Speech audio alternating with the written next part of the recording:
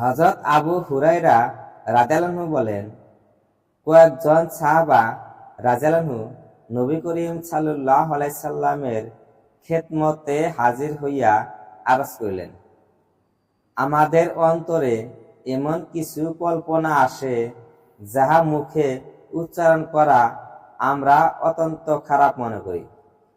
যাহা মুখে উচ্চারণ করা আমরা অত্যন্ত খারাপ মনে করি। রাসূলুল্লাহ সাল্লাল্লাহু আলাইহি সাল্লাম জিজ্ঞাসা করলেন, সত্যি কি তোমাদের নিকট ওই সমস্ত কল্পনা মুখে উচ্চারণ করিতে খারাপ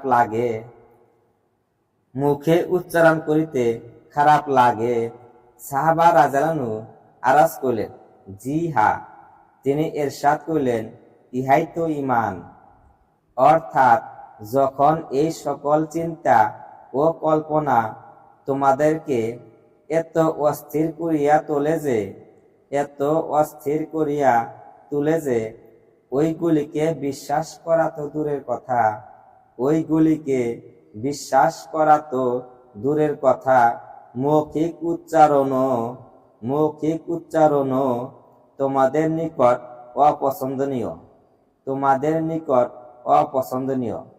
তখন ইহাই তো পূর্ণ ঈমানের আলামত।